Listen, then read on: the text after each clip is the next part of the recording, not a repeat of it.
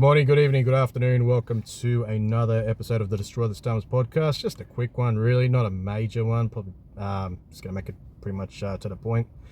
So a bit late on this one, a month after the whole thing happened. Just work commitments and all that. A bit busy and all, I think. Yeah. But just got to review that grand final a bit. Watched a couple of highlights and all that. Penrith, man, you said it before. Yeah, there we go. 4 times. 4 in a row. That's a special achievement. Yeah.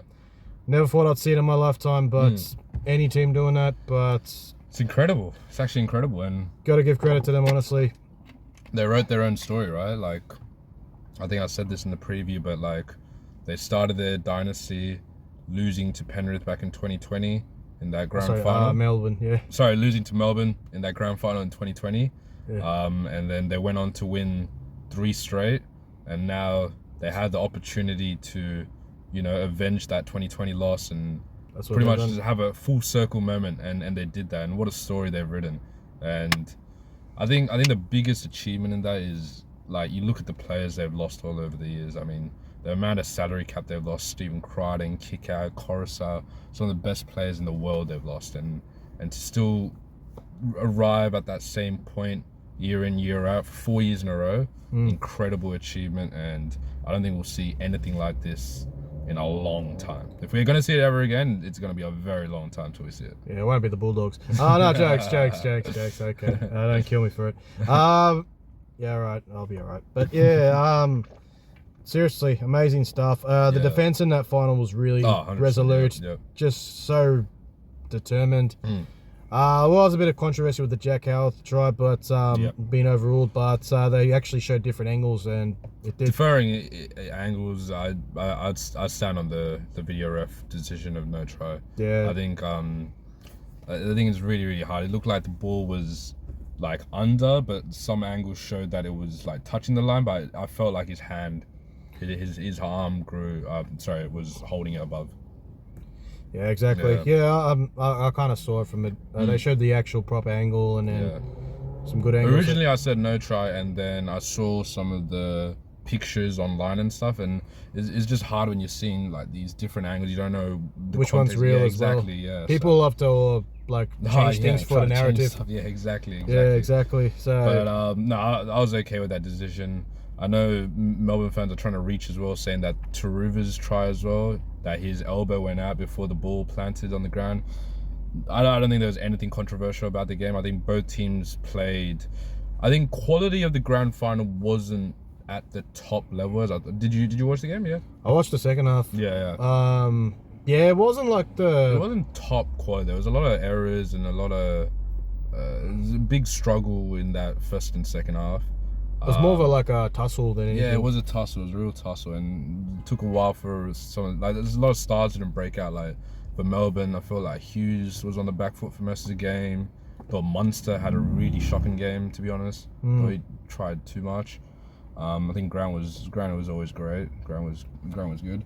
Pappenhausen was MIA. Like a lot of players just didn't stand up, and it wasn't the best quality game, but it was an arm wrestle, and that's what Penrith are the best at. When they get in that arm wrestle, and some of their players just stepped up, like Liam Martin, Clive Churchill. Absolutely brilliant. Great performance, man. Seriously. And like even Cleary with the injury, just really solid. And everybody did their bit. Just a real team effort from Penrith, and they just show why they're the best team. They've been the best team for a while now. 4 in a row, that's it. And they're losing Fisher Harris and Luai.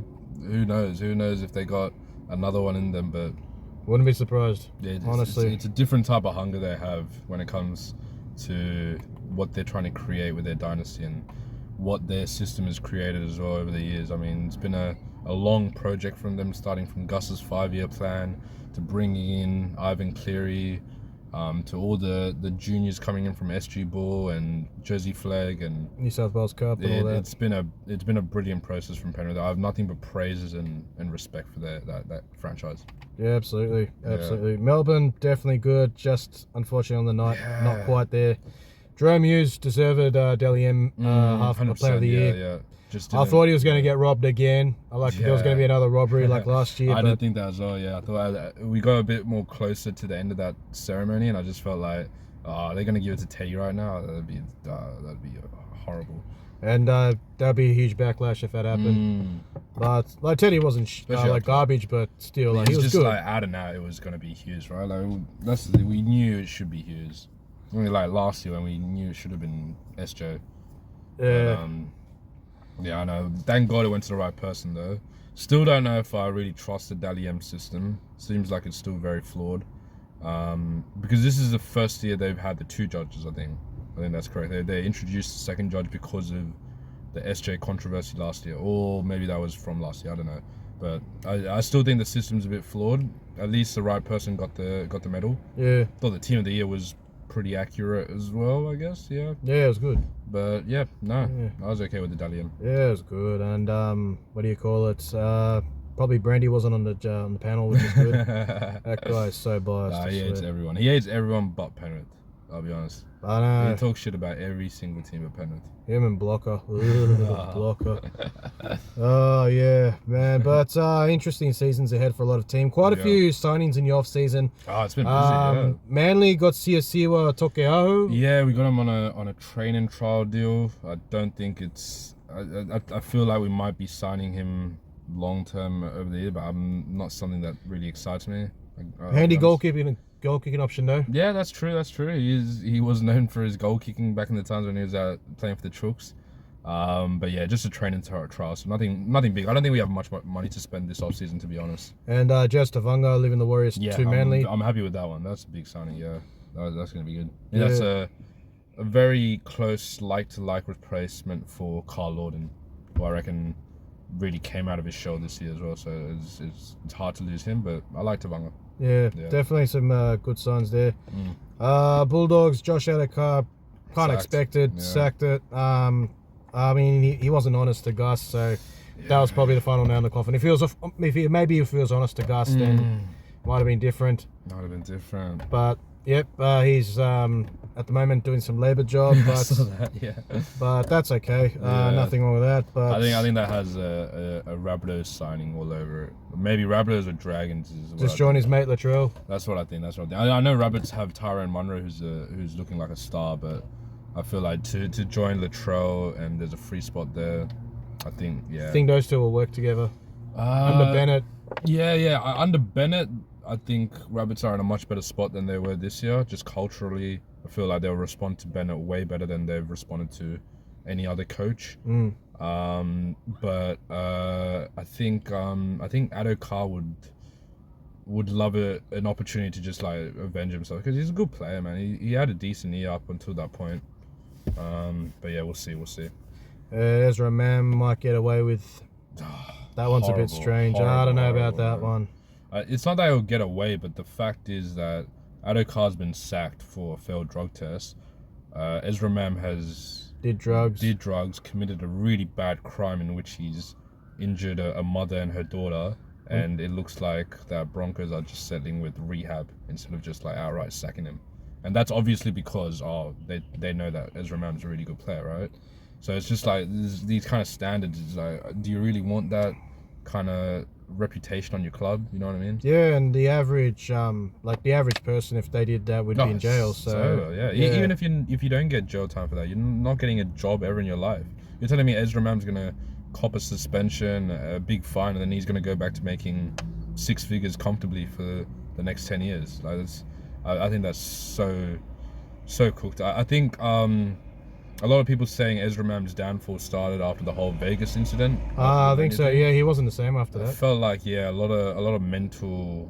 I think Broncos players have actually spoken about this. That Ezra like went through a big like mental kind of breakdown after that whole situation, and you also got to factor in what happened last year in the Grand Final, where he played his best ever game and couldn't win the Grand Final. So he's had a lot of head noise, but that's no excuse for driving while you're under the influence of drugs and putting others in risk. Absolutely, man. Yeah. But so that's happened. Also, Warriors apparently got that guy from the Titans. Who's this? Yeah, they got Kenny? No, not Kenny. They got the half. What's that guy? Tanner Boyd. Yeah, we got Tanner Boyd. Yeah. We were actually chasing Tanner Boyd as well. I can't believe the Warriors got him. Yeah. I couldn't believe that. What's your thoughts on that? I don't know, man. His defense isn't the greatest. It's well known, but maybe Warriors are trying to build depth. I think for depth, it's a decent signing. And maybe there's talk of Tamara Martin maybe leaving the club after next year. Really? Sure. Yeah, so why's that? I don't know. Maybe they just can't sign him or something, or something like that. It's just talk at the moment. But gotta try and keep Martin, man. He's a gunplayer, man. Yeah, I really like Tamara Martin. Yeah, I think Warriors are pretty set with the depth in their halves. So I don't think. Personally, I don't think Tanner Boyd is a world beater, but for depth, I think it'll work out. And it's good to have those kind of players. Oh, Jet Cleary, the other Cleary. Exactly. Jet will be ready in another 2-3 years maybe, but yeah, it's good to have those kind of old heads. Well, I know Tanner Boyd's not that old, but like those kind of experienced first graders there to like lead those youngsters and absolutely help them out. Also Ben Hunt's been released from the Dragons. I kind of saw it coming. There was a lot of drama. Yeah, for years there's been a lot of drama. I feel like there's a story every single year about Ben Hunt wanting to leave the Dragons, and it's finally come into fruition. The memes are going to stop. Yeah, so. where he's going is the real question. Like, do you reckon Roosters or? Not sure, man. Not sure. Yeah. Apparently the Dogs want him. I mean, Dogs want to sign everybody. I know, right? They're going for thing as well. Terrell May. Yeah, he's leaving the Roosters apparently. He's been thing. So, I reckon also there's a bit of thing. There's a guy called The Leaguey who's a YouTuber. He's pretty good. He mentioned one good point. A lot of players will be off contract after next year, and 2026 will be an interesting year. Yep. Where a lot of players are off contract and might potentially move away from their club. So like for the Knights, quite a few guys will be off contract. Brayley, Leo Thompson. Leo Thompson's brother's coming. They got their twins. Yeah, he's got the twin brother coming from New Zealand. I've heard like very surface level rumors that Pappenhausen is getting chased by the Bulldogs because obviously they got Farlango. He's not happy with the contract extension offer that he was given. No, it's more like Melbourne are trying to balance having Farlango and Pappenhausen, right? And Pappenhausen's not happy with the offer as well. They're both like out and out fullbacks. They're superstars. Or one's about to like emerge into a superstar in Farlango. Well, I hope Pap doesn't go to the Dogs. Please don't. I'll be honest, that'll be a big coup for the Dogs in their progress to the top. But yeah, I don't know. A lot of movement. Like it's November 1st was just like a couple of days ago, and we're hearing a lot of rumors, murmurs. Everything's moving around. Manly are not really involved because we don't have much money, but it's alright. I'm happy watching from the sidelines. But yeah, it's a big start. I think the Terrell May thing is a bit.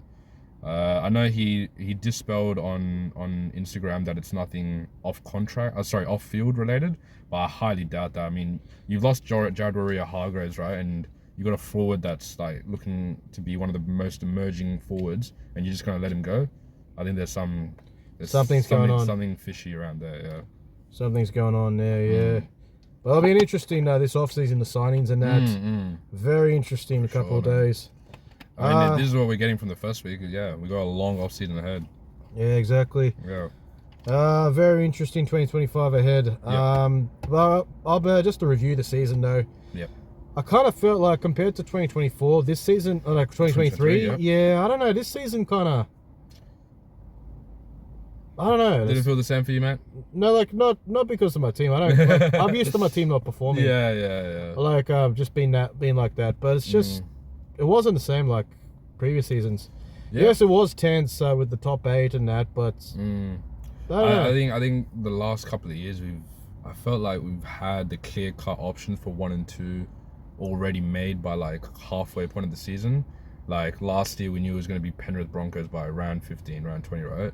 The year before Penrith and Para were battling it out for most of it. Like there is a big difference in qualities of the teams now. I feel like a lot of teams are making numbers and a lot of teams are obviously going to be there in October. So yeah, the other teams need to catch up. Yeah, man. Straightforward, big discrepancy, big change. I think with Penrith getting noticeably weaker next year with the losses of Luai and Fisher Harris, I'm hoping, I've been saying this every year for the last few years, I'm hoping we'll see a more open comp, hopefully. Yeah, it hasn't been a really tight comp for a while now. I mean, the thing is, Melbourne haven't lost anyone, and they're going to be there again. So, yeah, who knows? Maybe it will be the same Penrith Melbourne. All right, we'll see though. Yeah, no one. The last team to win other than the Roosters, Sharks, and Roosters, Penrith and Melbourne is Sharks. Sharks. Yeah, 2017. That was 2016. 2016. Yeah. I know it's been a long time, right? Been a very weird period. I mean, it is weird, but that's rugby league. That's how the systems work, right? We're hoping one day our teams can crack into it. Yeah. Maybe the Newtown Jets come back. That's it. Maybe. Nah, jokes. Hey, anyways, that's a wrap. Thank you very much for your time, guys, and that's that. Have a good night. Bye for now. Thank you.